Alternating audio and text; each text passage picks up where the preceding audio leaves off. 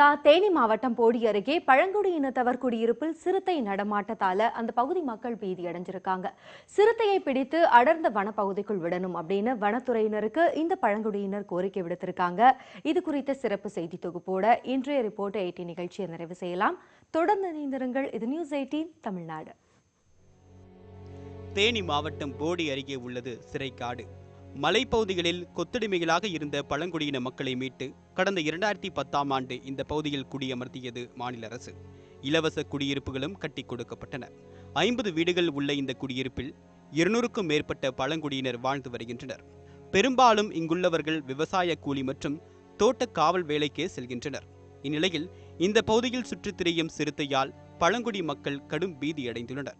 Night பார்த்தா காலையில் பார்க்க 2 மணிக்கு ஆட்டை பிடிச்சி அதே நைட்டில் ஆட்டை தூக்கிட்டு வீட்டுக்கு வர புளிய பாதைக்கு இங்கே வந்துருச்சு. ரோட்டுக்கு வந்துருச்சு.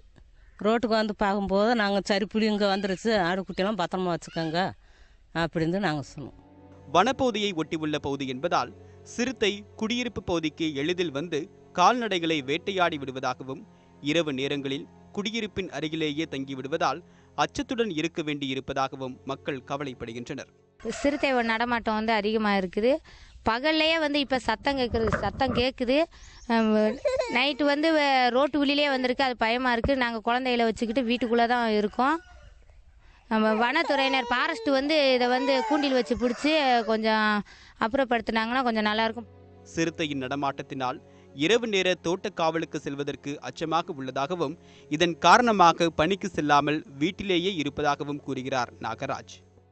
எங்களால் பிள்ளைகளை சின்ன பிள்ளையை விட்டு கூட எங்களால் நிம்மதியாக இருக்க முடியல சார். எங்கிட்ட வேலை வெட்டி போக கூட சாப்பாட்டு கூட கொஞ்சம் வழி இல்லாமல் கஷ்டமாக இருக்கும். ஒரு ஆஸ்பத்திரி செலவுனாலும் நாங்கள் இதை பார்த்துக்கிட்டே அதை எங்கள் வேலைக்கு போக முடியல சார்.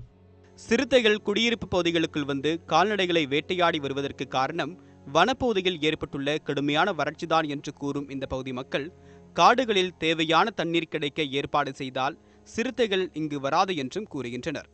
கால்நடைகளை வேட்டையாடக்கூடிய இந்த சிறுத்தை மனிதர்களை வேட்டையாடுவதற்கு முன்னதாக வனத்துறை சார்பாக இந்த சிறுத்தையை பிடித்து அடர்ந்த வனப்பகுதிக்குள் கொண்டு சென்று விட வேண்டும் என்பதே இந்த மலைவாழ் மக்களின் எதிர்பார்ப்பாக உள்ளது.